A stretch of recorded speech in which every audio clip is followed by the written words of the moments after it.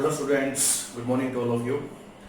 आज हम लोग इलेक्ट्रिसिटी से रिलेटेड कुछ क्वेश्चंस देखते हैं जो लास्ट ईयर एग्जाम में पूछे भी गए हैं। ठीक है, फर्स्टली एक क्वेश्चन जो 2009 में आपसे पूछा गया है, इसके वेरियस पार्ट्स भी हैं, वन बाय वन हम इनको सोल्व करेंगे। क्वेश्चन आपकी स्क्रीन पे है कि आपको एक सर्किट दिया हुआ है, ठीक है, 7 ओम, 10 ओम, 10 ओम, ठीक है, और आपको क्या फाइंड करना है इसमें। सबसे पहले आपको फाइंड करना है फर्स्ट पार्ट में, फाइंड रिजल्टेंट रेजिस्टेंस। सबसे पहले आपको गिवन सर्किट में क्या फाइंड करना है, रिजल्टेंट रेजिस्टेंस। तो आप लोग देख सकते हैं कि दो रेजिस्टेंस पैरेलल में है और इनके साथ एक रेजिस्टेंस किसमें है, सीरीज में। ठीक है, तो इसका जो सेकंड जो सर्किट बनेगा वो किस टाइप से बनेगा, देखिए हम लोग इसको कन्वर्ट कर सकते हैं। ये 7 ओम आपके पास है, ठीक है, 10 ohm and 10 ohm, these are in parallel combination. ठीक है, तो सबसे पहले इनका रेजिस्टेंस निकालते हैं, पैरेलल कॉम्बिनेशन में क्या आएगा। तो 1 by R dash is equal to 1 by R1 कितना है, 1 बाय 10 प्लस 1 बाय 10। ठीक है, दोनों रेजिस्टेंस इस पैरेलल में है, तो इनका कॉम्बिनेशन जो है वो क्या आएगा आपके पास, that is 1 by R dash, LCM जो है इनका कितना आएगा, 10 LCM 1 plus 1, okay, that is 2 by 10, 2 by 10। So R dash की वैल्यू कितनी आएगी आपके पास, R dash is equal to 5 ओम।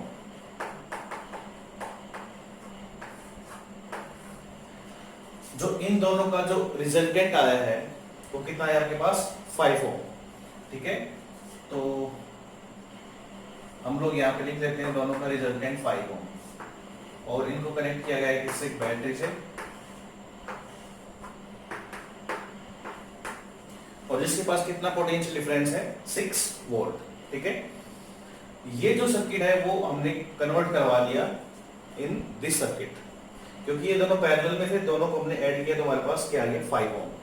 अब ये दोनों किस में है, सीरीज में, तो सीरीज में आप लोगों को रेजिस्टेंस कनेक्ट करना आता है, R is equal to R1 plus R2।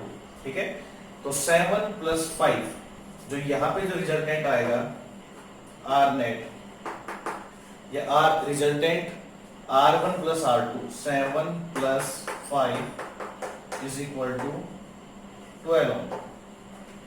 ठीक है, तो हमने एक क्वेश्चन देखा, आपसे पूछा जाएगा कि फाइंड द रिजल्टेंट रेजिस्टेंस।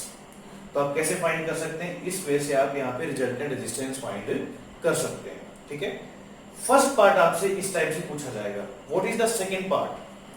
इसका सेकंड पार्ट देखते हैं, आपसे क्या पूछ सकता है सेकंड पार्ट में।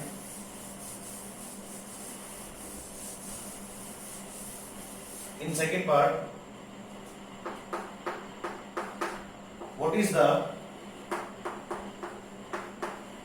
Electric current in the circuit.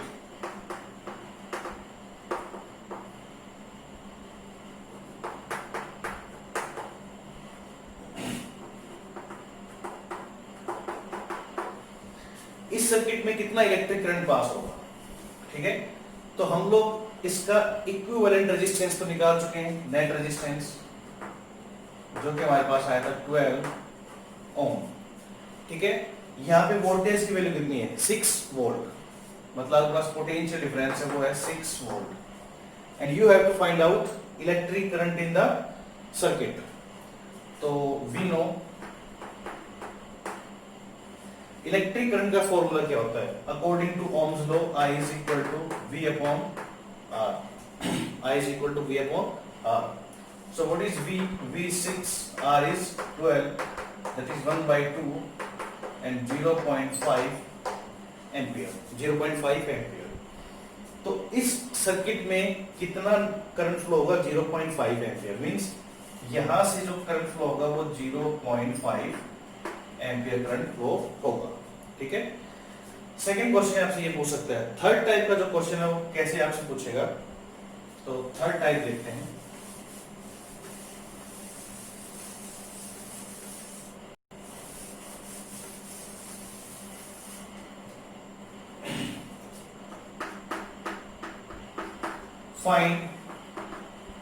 Find the value of current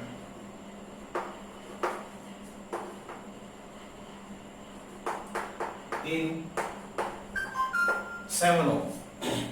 आपको 7 ओम में अगर करंट की वैल्यू फाइंड करनी हो तो आप कैसे फाइंड करेंगे? तो आप लोग देख सकते हैं कि जब करंट यहां से फ्लो होगा, ठीक है, तो सबसे पहले करंट 7 ओम में जाएगा और कितना जाएगा? 0.5 एम्पियर, ठीक है, 0.5 एम्पियर। तो इसका आंसर क्या आएगा? Answer is 0.5 ampere. आप देखिए इस सर्किट को हमने एक दूसरे फॉर्म में भी फॉर्म किया था, वो कुछ इस टाइप से था।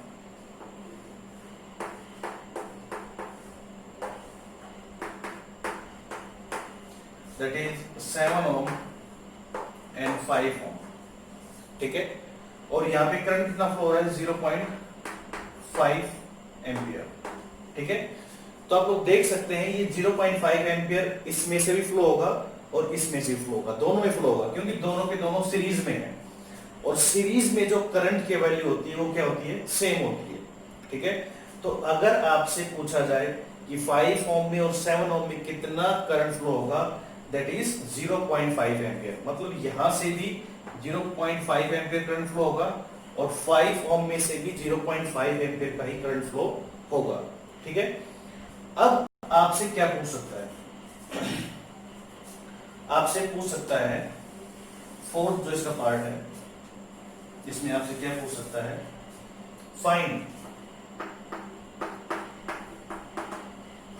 Find the potential difference across each resistor. आपको हर एक रजिस्टर के अक्रॉस पोटेंशियल डिफरेंस की वैल्यू फाइंड करनी है। तो आप कैसे करेंगे? सबसे पहले देखिए यहां पे हमें पता है सीरीज में पोटेंशियल डिफरेंस की वैल्यू क्या होती है? डिफरेंट होती है, और पैरेलल में पोटेंशियल डिफरेंस की वैल्यू क्या होती है? सेम होती है। तो यहां से देखिए आपके पास क्या वैल्यू आएगी? V1 एंड V2, ठीक है। इस रेजिस्टेंस के अक्रॉस पोटेंशियल कितना है? V1, और इसके अक्रॉस कितना है? V2, ठीक है। और V1 की वैल्यू हम कैसे निकाल सकते हैं? V1 को निकालेंगे according to Ohm's law. V क्या होता है हमारे पास? I into R। तो I करंट जिसमें सेम है, R1, ठीक है। तो क्या है हमारे पास? I की वैल्यू है 0.5 into R1 is 7, so it is 3.5 volt. तो V1 कितना है हमारे पास? 3.5 वोल्ट। V2 और निकाल लेते हैं, IR2। तो I की वैल्यू कितनी है? 0.5 इंटू 5, दैट इज 2.5 वोल्ट। तो इस रेजिस्टेंस के अक्रॉस कितना पोटेंशियल डिफरेंस है? 3.5 वोल्ट। और इस वाले रेजिस्टेंस 5 ओम के अक्रॉस कितना पोटेंशियल डिफरेंस है? 2.5 वोल्ट। आप अगर इन दोनों का सम करेंगे 3.5 प्लस 2.5 तो वो 6 के इक्वल आएगा, ठीक है। अगर आपको आपका आंसर चेक करना हो कि हमारा आंसर राइट है या रॉन्ग है, तो जो पोटेंशियल डिफरेंस इन दोनों के क्रॉस आएगा उन दोनों का सम इसके इक्वल आएगा, ठीक है। तो आप लोगों ने दोनों रेजिस्टेंस पे अलग अलग क्या फाइंड कर लिया? पोटेंशियल डिफरेंस की वैल्यू आपने फाइंड कर ली।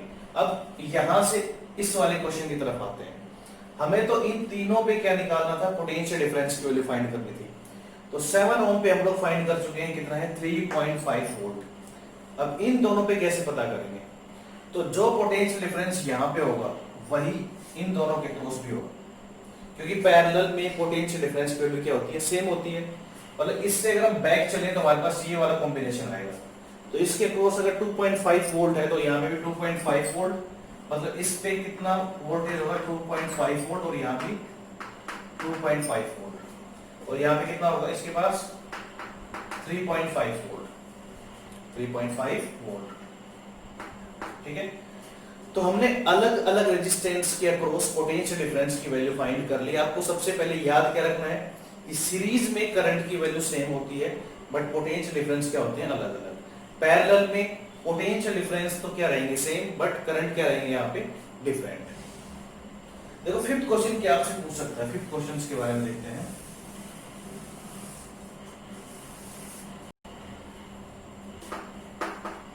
फाइंड इलेक्ट्रिक करंट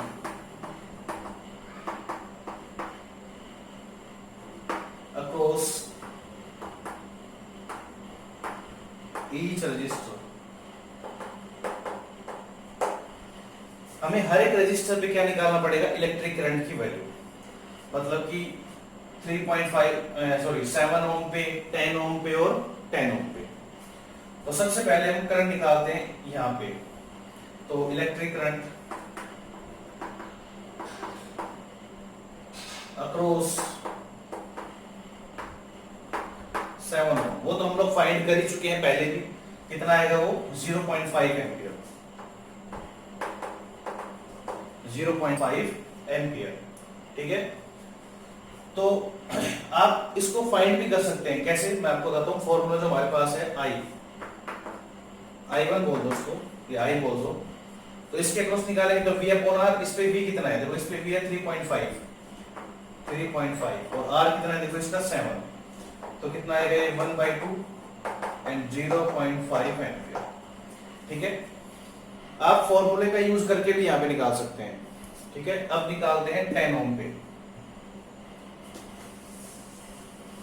अक्रॉस 10 ओम।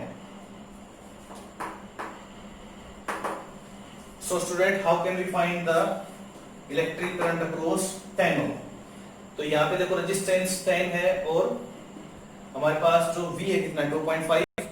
तो हमें क्या निकालना, I is equal to V by R। तो V कितना है 2.5 अपॉन R कितना है हमारे पास 10। मीन्स कितना है हमारे पास ये आ गया भाई अपने पास 1/4।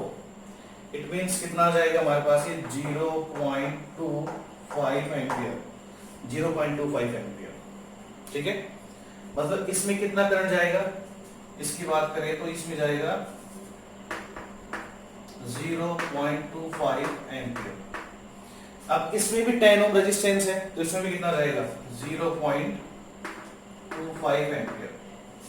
ठीक है, क्योंकि ये भी 10 है, पोटेंशियल डिफरेंस भी सेम है, तो कितना आ जाएगा 0.25 एम्पियर। तो यहां से हम लोगों को क्या पता चलता है, अगर रेजिस्टेंस की वैल्यू सेम है तो दोनों की दोनों जो हमारे पास ये ब्रांच है इनमें जो करंट की वैल्यू क्या रहेगी, सेम रहेगी। ठीक है, तो हम लोगों ने 5 क्वेश्चंस यहाँ पे सोल्व किए, एक ही क्वेश्चन में 5 क्वेश्चन।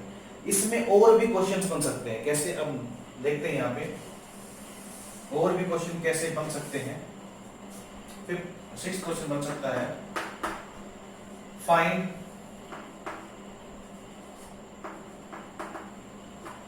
heat produced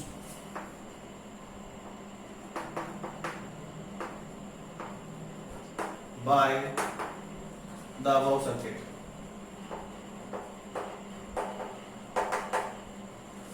जो ये सर्किट है वो कितने हीट की फॉर्म में एनर्जी को वेस्ट करेगा।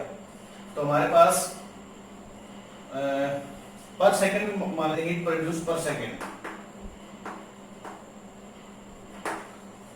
ठीक है, तो H इज इक्वल टू हमारे पास क्या आएगा I स्क्वायर RT, और T हमारे पास कितना है 1, तो क्या आ जाएगा I स्क्वायर R।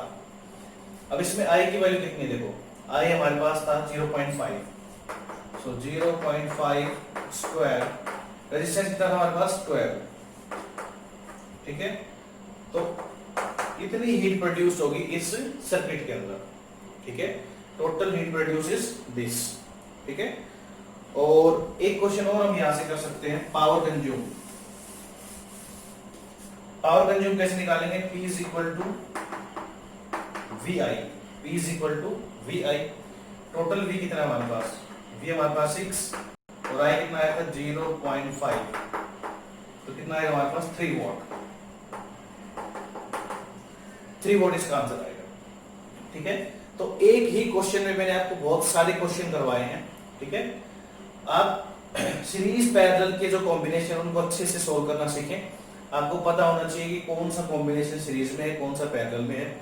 जैसे फॉर एग्जांपल हम एक दो क्वेश्चन और देखते हैं।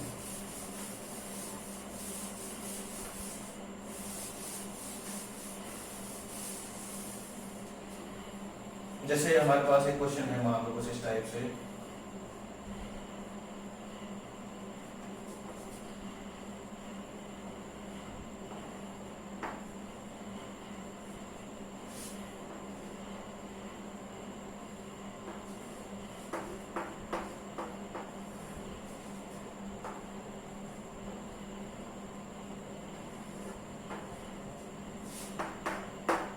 मान लीजिए 2 ओम 2 ओम 2 2 2 एंड 2, और मान लीजिए हमारे पास 9 वोल्ट।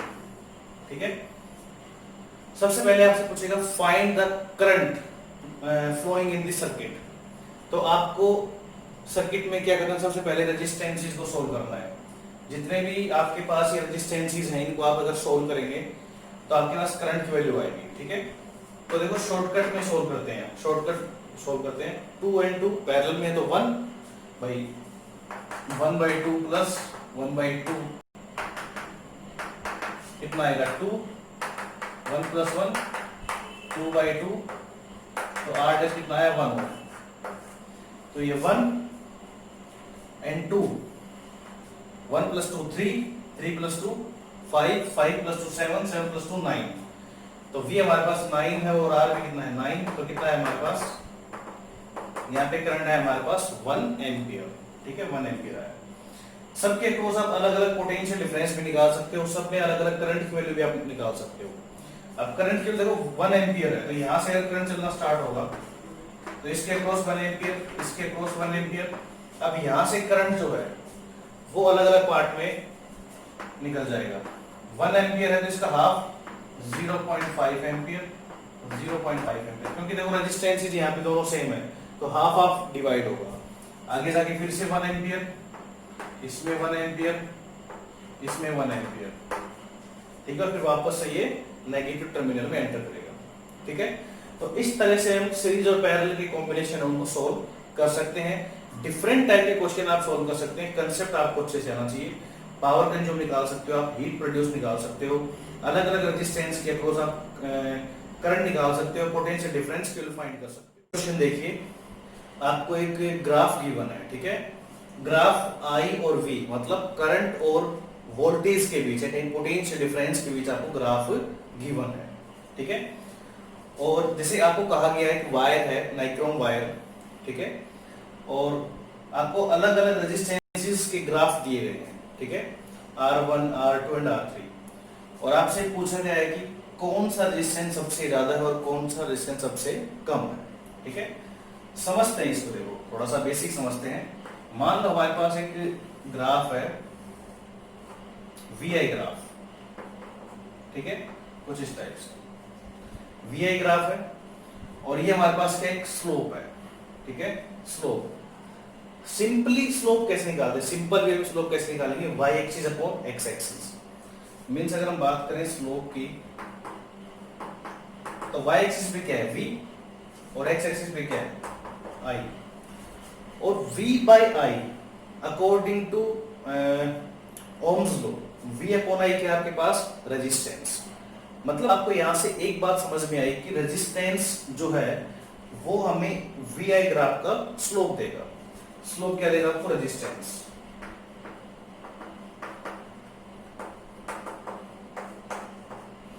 तो जब कभी भी आपके सामने VI ग्राफ आता है तो आपको ये समझना है कि इसका जो स्लोप है वो क्या देगा, हमें रेजिस्टेंस देगा। ठीक है, तो यहां से हमें ये स्लोप क्या देगा, रेजिस्टेंस, क्योंकि R इज इक्वल टू होता है V by I, और ये स्लोप है वो किसके इक्वल है, V by I के इक्वल है।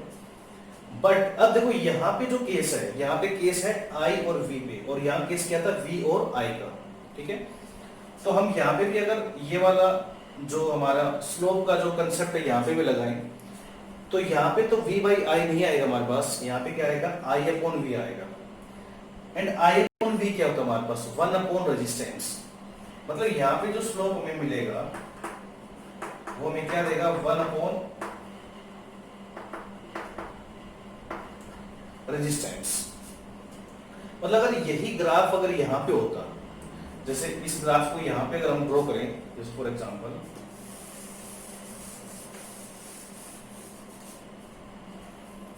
मान लो अपने पास कुछ इस टाइप से ग्राफ है, इधर हमने V लिया, इधर I लिया, और ये आपके पास 3 अलग अलग रेजिस्टेंसेस का ग्राफ है, R1,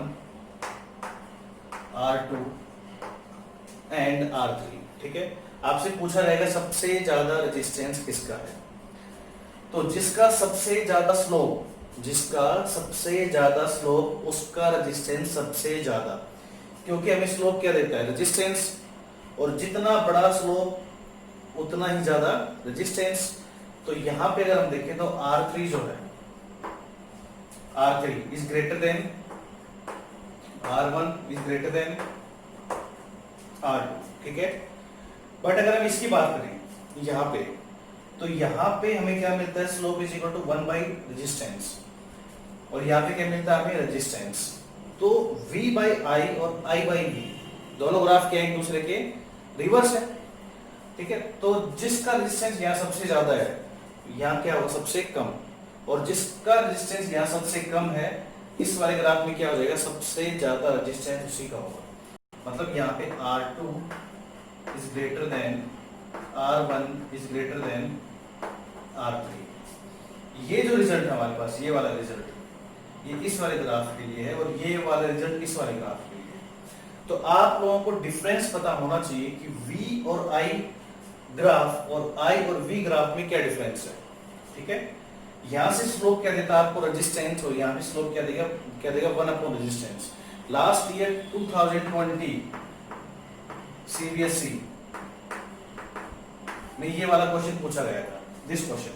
ठीक है, इस टाइप का क्वेश्चन अगर आपसे फ्यूचर में पूछा जाता है, अगर वैल्यूज को रिवर्स करके पूछा जाता है, तो आपको सबसे पहले जो ध्यान देना है वो ग्राफ पे ध्यान देना है कि ग्राफ किन दो वेरिएबल्स के बीच में है। ठीक है, V और I के बीच में है या फिर I और V के बीच में है। अगर इसमें कंफ्यूजन है तो आपका जो क्वेश्चन है, जो आप आंसर देंगे, वो डेफिनेटली आप गलत देंगे, अगर आपको I V और V I ग्राफ के बीच में डिफरेंस नहीं पता है। तो अगर सिंपल V I ग्राफ आपको दिया हुआ है, तो आप सिंपल सबसे ज्यादा स्लोप के रेजिस्टेंस को सबसे ज्यादा कंसीडर करेंगे, और सबसे कम स्लोप वाले को सबसे कम कंसीडर करेंगे। But on the other hand, if this type of graph is given in the your exam, so you have to choose this pattern. मतलब स्लोप जो है वो आपको क्या देगा, 1 अपॉन रेजिस्टेंस। तो जो सबसे ज्यादा स्लोप है, सबसे ज्यादा स्लोप इसका है, स्लोप। ठीक है, तो इसका रेजिस्टेंस सबसे कम होगा, और जिसका स्लोप सबसे कम है उसका रेजिस्टेंस सबसे ज्यादा होगा। ठीक है, ये आपको याद रखना है। ठीक है, अब देखो यहां से हमें जो सीखने को मिलता है, ओम्स लॉ के बारे में हमें सीखने को मिलता है। एक्चुअली ओम्स लॉ है क्या, इससे पीछे भी हमने क्वेश्चन में ओम्स लॉ को देखा था। ओम्स लॉ भी कई बार आ चुका है एग्जाम में।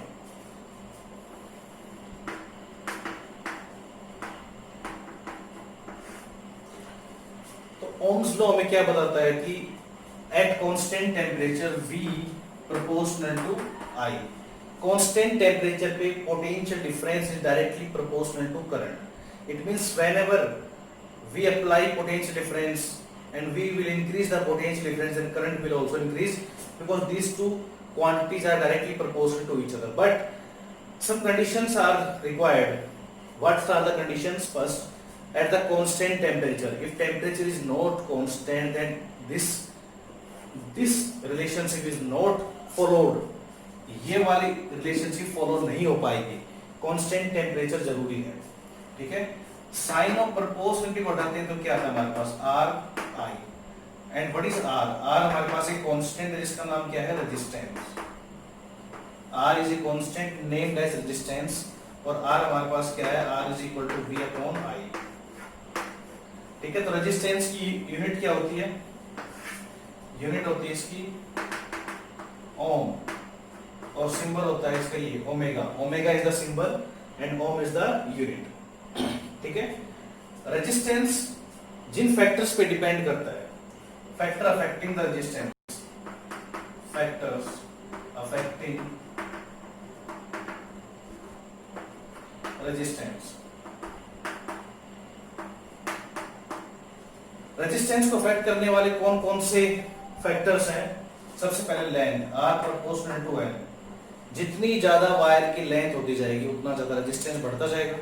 अगर आपके पास 2 मीटर की वायर है, on the other hand you have 3 metre wire also, then 3 metre wire have more resistance as compare to 2 metre wire. Okay, R is inversely proportional to area of cross section. Means you have two wire, one wire have area of cross section 1 meter square and second has 2 meter square.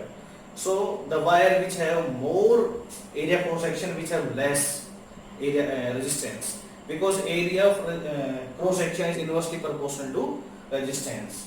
जब आप दोनों को combine करेंगे, ठीक है, दोनों को combine करेंगे तो आपके पास क्या बनेगा, यहाँ पे आएगा R proportional to L by A। Again there is a sign of proportionality, इसको हटाएंगे तो क्या आएगा हमारे पास new resistance, new constant that is known as rho, ठीक है, और क्या बोलते हैं इसको रेजिस्टिविटी, रेजिस्टिविटी बोले या फिर इसको क्या बोले स्पेसिफिक रेजिस्टेंस।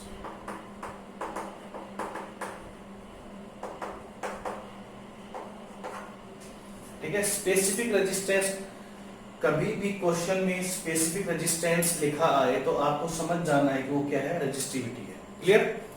अब देखो रेजिस्टिविटी की यूनिट क्या होती है, यहाँ पे पहले तो फॉर्मूला लिखते हैं रेजिस्टिविटी का, rho is equal to R A upon L. ये हमारे पास क्या आ गया, रेजिस्टिविटी का फॉर्मूला आ गया। इसकी यूनिट देखिए, आर यूनिट क्या होती है, ओम इनटू एरिया की मीटर स्क्वायर, लेंथ की मीटर, कैंसिल, क्या बचा आपके पास ohm metre. Ohm metre is the unit of resistivity. Clear? Ohm metre is the unit of resistivity. तो यहां से हमें ये पता चला कि एक्चुअल में रेजिस्टेंस एक कांस्टेंट है, रेजिस्टिविटी भी एक कांस्टेंट वैल्यू है हमारे पास है, but resistance depend on length and area cross section and resistance depend on temperature also, it depend on temperature also. ठीक है, जितना ज्यादा आप टेंपरेचर बढ़ाते जाएंगे रेजिस्टेंस की value for conductor will be increase. Conductor के लिए रेजिस्टेंस की वैल्यू बढ़ती जाएगी अगर आप किसकी वैल्यू बढ़ा रहे हो, टेंपरेचर की वैल्यू इंक्रीज कर रहे हैं तो। ठीक है, but on the other hand resistivity does not depend on the dimensions, means resistivity does not depend on length and area cross section. ठीक है, रेजिस्टिविटी डिपेंड करती है नेचर ऑफ द मटेरियल, जैसे गोल्ड की रेजिस्टिविटी अलग है, silver की अलग है। ठीक है, अलग अलग मटेरियल्स की रेजिस्टिविटी अलग अलग है, because resistivity depend on the nature and the material and it is also depend on temperature also. ठीक है, रेजिस्टिविटी जो है वो टेंपरेचर पे भी डिपेंड करती है। ठीक है, resistance and resistivity both depend on temperature, but resistivity does not depend on dimensions. On the other hand resistance depend on the dimensions like length, area, cross section. Clear? तो यहां से unit क्या है हमारे पास, ओम मीटर, और इसकी unit क्या है हमारे पास, ओम। ठीक है, हम रेजिस्टिविटी को डिफाइन भी कर सकते हैं। कैसे डिफाइन करेंगे देखिए,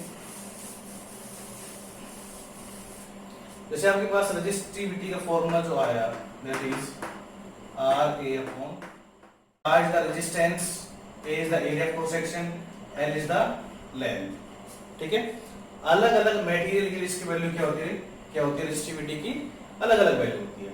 ठीक है, अच्छा ये डिपेंड किस पे करेगी, डिपेंड करेगी मैंने बताया आपको मटेरियल्स पे। ठीक है, मटेरियल्स पे डिपेंड करेगी। अच्छा, यहाँ पे हम डिफाइन कर रहे थे रेजिस्टिविटी को, इफ हमारे पास जो एरिया क्रॉस सेक्शन है किसी वायर का वो आ जाए 1 मीटर स्क्वायर एंड लेंथ हमारे पास कितनी आ जाए 1 मीटर, मींस आपके पास कोई एक ऐसी वायर हो जिसकी लेंथ कितनी हो 1 मीटर और उसका एरिया क्रॉस सेक्शन कितना हो 1 metre square. So what can we write, rho is equal to R. मतलब रेजिस्टिविटी जो है वो रेजिस्टेंस के इक्वल आएगी कब, जब हमारे पास कोई एक ऐसी वायर हो जिसका area cross section 1 metre square हो और लेंथ कितनी हो 1 मीटर, तो उस वायर का जो रेजिस्टेंस है वो उस वायर की रेजिस्टिविटी के इक्वल आएगी। ठीक है, कोई भी आप एग्जांपल ले सकते हो कॉपर का।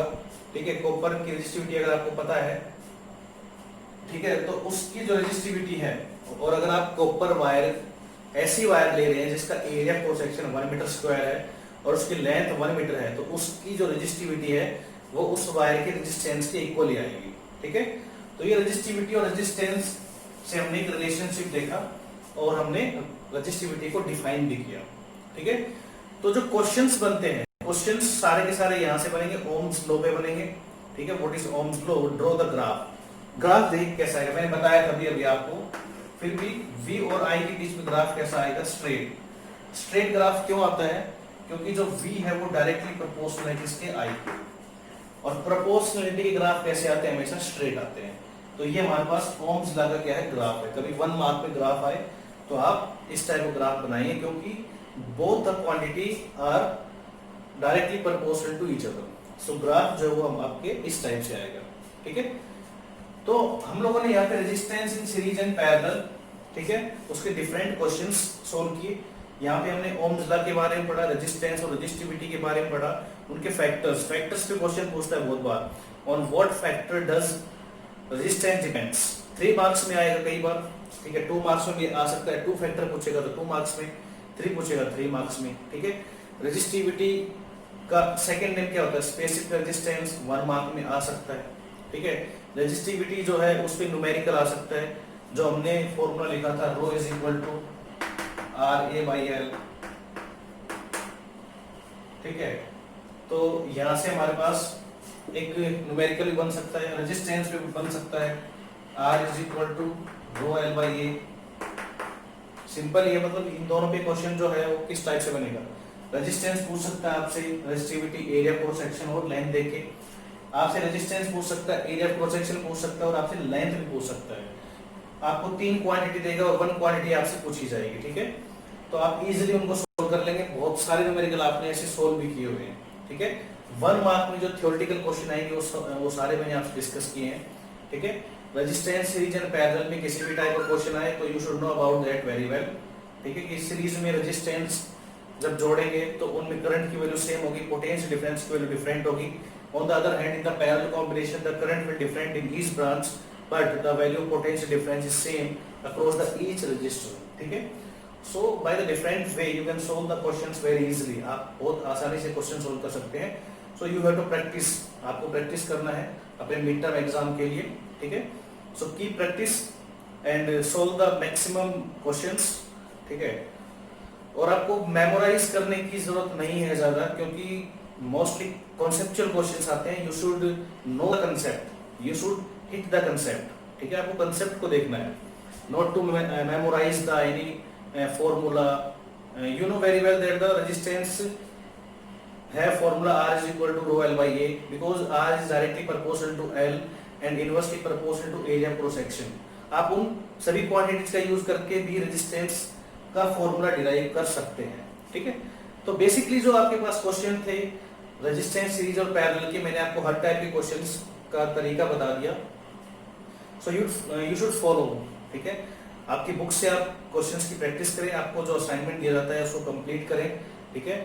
उसको आप ऑनेस्टली कंप्लीट करें, because it is good for you and your future, for your competition examination, not for today और tomorrow or day after tomorrow, but it is also benefit for in your future also, ठीक है। आप different type के competition exam देंगे तो उनमें भी concept यही रहेंगे, ठीक है। कंसेप्ट यही रहेंगे। जब आपको यही नहीं पता होगा कि सीरीज और पैरेलल के कॉम्बिनेशन में करंट और वोल्टेज या कहीं पोटेंशियल डिफरेंस की वैल्यूज कहाँ डिफरेंट होती है, कहाँ सेम होती हैं, तो आप कैसे एक हाई कंसेप्ट को आप गेट कर पाएंगे। So you should know about these basic concept, ठीक है। Okay students, thank you.